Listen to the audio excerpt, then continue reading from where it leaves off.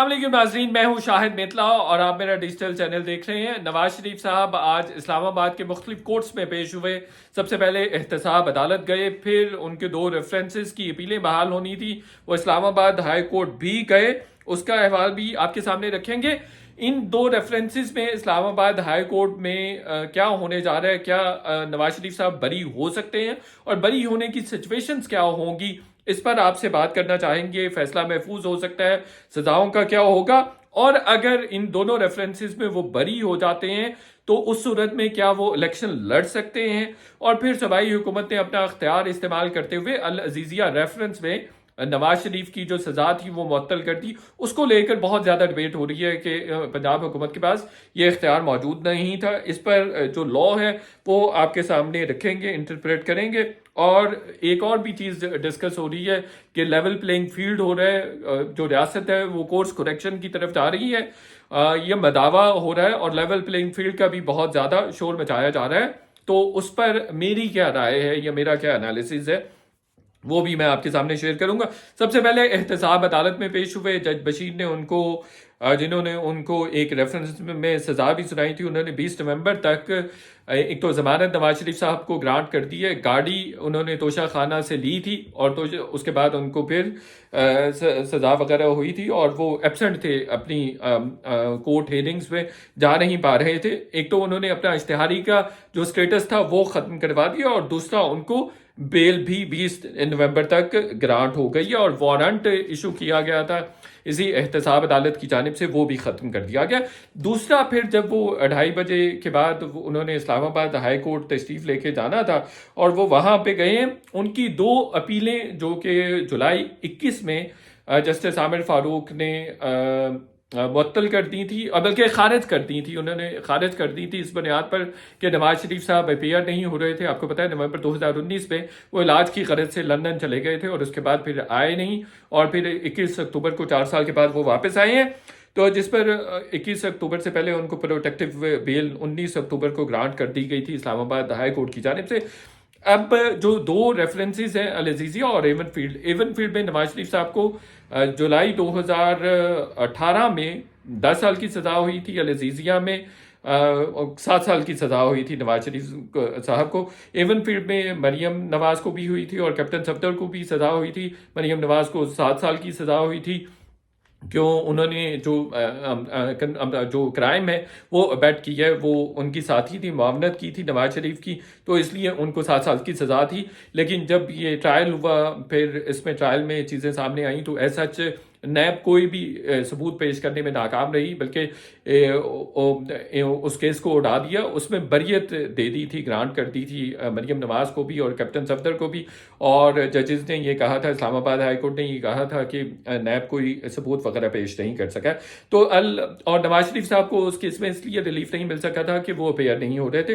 जो Avon field वाला है उसमें अब पंजाब हुकूमत ने उनकी जो सज़ा 7 साल थी वो पहले भी मुअत्तल की थी और अब फिर उनकी सज़ा जो है आज मुअत्तल कर दी है। इसको लेकर बहुत बहस हो रही है, उस पर बाद में आते हैं। सबसे पहले जी, जब पेश हुए हैं आज़म तारड़ साहब और नवाज शरीफ के साथ और नवाज शरीफ के बाकी वकला, तो इंतहाई इंटरेस्टिंग मुकालमा हुआ। तो सबसे पहले जस्टिस आमिर फारूक ने पूछा कि किस लिए आए हैं, तो आज़म तारड़ ने कहा कि हम जो अपीलें हैं जो आपने खारिज की थी उनको बहाल करवाने के लिए आई हैं। अपीलें थी कि जी आप हमें बरी करें, ऐसा कोई एविडेंसेस नहीं है, हमारे साथ ज़्यादती हुई है।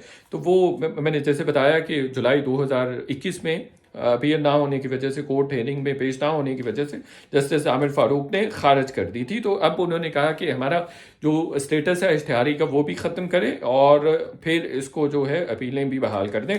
तो इस पर जस्टिस आमिर फारूक ने कहा ये बड़ा तसल्ली का मामला है। सबसे पहले तो आपको हमें मुतमिन करना पड़ेगा कि नवाज शरीफ साहब जो कॉन्विक्ट है वो क्यों गैर हाजिर रहे हैं, वो पेश क्यों नहीं होते रहे हैं।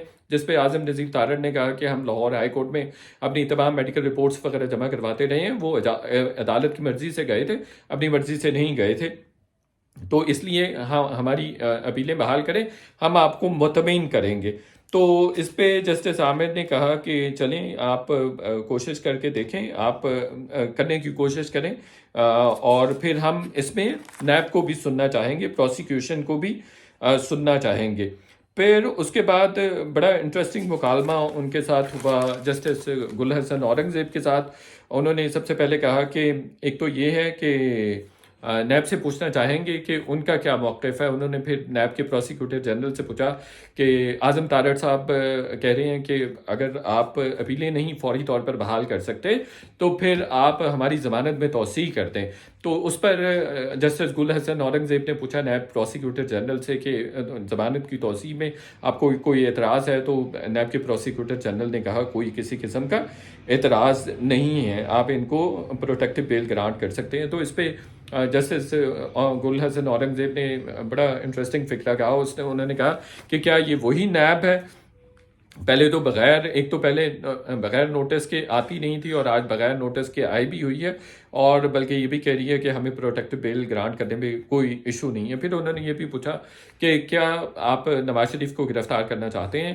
تو انہوں نے کہا, پروسیکیوٹر جنرل نے کہا بالکل گرفتار نہیں کرنا چاہتے, ہمیں ان کی ضرورت نہیں ہے. پھر انہوں نے دوبارہ پوچھا کہ کورٹ آپ سے دوبارہ پوچھتا ہے کہ آپ ان کو گرفتار کرنا چاہ رہے ہیں. تو انہوں نے کہا کہ نہیں, بالکل نہیں گرفتار کرنا چاہ رہے ہیں. پھر انہوں نے یہ بھی پوچھا کہ کیا چیئرمین نیب پاکستان میں ہیں. تو انہوں نے پروسیکیوٹر جنرل نے کہا ہاں وہ پاکستان میں ہیں. تو انہوں نے کہا کہ ان سے بھی آپ مشاورت کر لیں اور ہم ان کو بیل گرانٹ کر رہے ہیں 26 اکتوبر تک, تو پھر آپ وہ پوچھ کے واپس آ سکتے ہیں.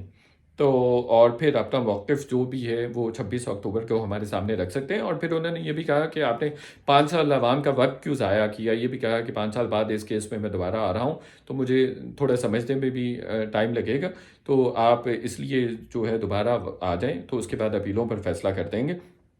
اب انہوں نے خیر برہمی کا اظہار کیا کہ بھئی اگر نیب کا یہی موقف تھا تو 5 سال پہلے تو ڈیفرنٹ موقف تھا.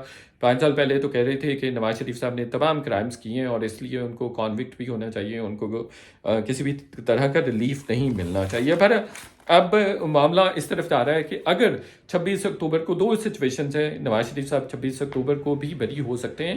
ایک تو یہ ہے کہ نیب اگر اپنی جو پروسیکیوشن ہے اس میں پروسیکیوشن ہے جو نیب کی اور نیب کے جو ریفرنسز ہیں وہ اگر وڈرا کر لیتا ہے ایون فیلڈ اور العزیزیہ دونوں, تو اس صورت میں نواز شریف صاحب بری ہو جائیں گے. اور اگر وہ نیب والے یہ کہہ دیتے ہیں کہ آپ اپنی مرضی سے فیصلہ کر دیں اور ہم نہ ان کو گرفتار کرنا چاہتے ہیں اور ہمیں ان کی پروٹیکٹیو بیل پہ پرماننٹ بیل پہ کوئی اعتراض بھی نہیں, تو اس صورت میں پھر عدالت فیصلہ کرے گی اور عدالت اپنے جو بھی ہے اپنا ذہن استعمال کرتے ہوئے ان کو بری کر سکتی ہے. زیادہ چانسز ہیں بری ہو جائیں گے نواز شریف صاحب, اور یہ بھی امکان ہے کہ 26 اکتوبر کو ہی بری ہو جائیں گے. سوال یہ پیدا ہوتا ہے جو کہ اب نظر آ رہا ہے کہ وہ بری ہو جائیں گے, اور اگر 26 کو نہیں ہوئے تو ڈاؤن دی لائن فیصلہ محفوظ ہو کے ڈاؤن دی لائن کسی نہ کسی وقت وہ بری ہو سکتے ہیں. اگر بری ہوتے ہیں کیونکہ الیکشن لڑ سکیں گے, بالکل الیکشن نہیں لڑ سکیں گے کیونکہ ان کی جو سزا ہے وہ اقامہ میں ہوئی ہے اور وہ 62(1)(f) کے تحت ہوئی ہے, جس میں سپریم کورٹ کو 5 رکنی بینچ جیسے ثاقب نثار کی سربراہی میں یہ فیصلہ دے چکا ہے کہ جو 62(1)(f) کے تحت جو ڈسکوالیفیکیشن ہے وہ لائف ٹائم ہے. ٹھیک ہو گیا جی. اچھا یہ ہے جی ساری صورتحال, تو الیکشن وہ پھر بھی نہیں لڑ سکیں گے. صوبائی حکومت کے اختیار کے حوالے سے 401 سیکشن کا استعمال کیا گیا, اس پہ کافی بحث ہو رہی ہے. ویسے اس میں 401 میں لکھا ہوا ہے کہ پنجاب حکومت بالکل جو ہے کسی بھی مجرم کی سزا کو معطل کر سکتی ہے, لیکن اس میں ضروری ہوتا ہے کہ جس جج نے سزا دی ہو اس کی رائے اس میں شامل ہو, اس کی رائے لی جائے. لیکن یہاں پہ چونکہ احتساب عدالت سے ان کو سزا ہوئی تھی, احتساب عدالت کی رائے شامل نہیں کی گئی. ماہرین کا یہ بھی کہنا ہے کہ جو آفینڈر ہوتا ہے, اور یہ ویسے 401 میں لکھا بھی ہوا ہے سیکشن میں کہ جو بندہ آفینڈر ہوگا اس کو بھی اس طرح کا ریلیف نہیں مل سکتا, اس کی سزا معطل نہیں ہو سکتی. پھر یہ بھی کہ ایک دفعہ سزا معطل سزا کالعدم ہو جائے, ایک دفعہ سزا معطل کی جائے اور پھر ڈیسیژن وڈرا کر لیا جائے تو اس کے بعد دوبارہ سزا معطل نہیں ہو سکتی. ماہرین کی بہرحال یہ رائے بھی ہے. تو یہ تمام سچویشن ہے جی, اور اس میں میرا خیال ہے کوئی عام پوائنٹ نہیں رہ گیا. ایون فیلڈ میں پہلے ہی مریم اور کیپٹن صفدر تو رہا ہو چکے ہیں. تو یہ جی ساری سچویشن بن رہی ہے. لیول پلینگ فیلڈ کی جہاں تک بات ہوتی ہے جی, تو دیکھیں جس طرح سے نواز شریف صاحب کو فرینکلی زور زبردستی دھونس دھمکیوں کے ساتھ سزا دلوائی گئی تھی اور بڑی ہیپیزڈلی سزائیں ان کو ہوئی تھی, اسی طرح سے ان کو پھر ریلیف بھی مل رہا ہے. اور میرا خیال ہے یہ ان کا بھی حق ہے اور کسی بھی دوسرے قیدی سیاسی لیڈر کا حق ہے کہ اس کو جلد از جلد ریلیف ملے. تو باقی جو دیگر فریقین ہیں سیاست میں اور اس میدان میں انکلوڈنگ عمران خان صاحب، ان کو بھی فیئر الیکشن لڑنے کا موقع ملنا چاہیے. یہ ان کا بھی ڈیو رائٹ ہے جو کہ ملنا چاہیے. چینل دیکھنے کا بہت شکریہ. آپ سے ریکویسٹ ہے کہ چینل کو سبسکرائب کریں، اس یوٹیوب چینل کو سبسکرائب کریں. شکریہ.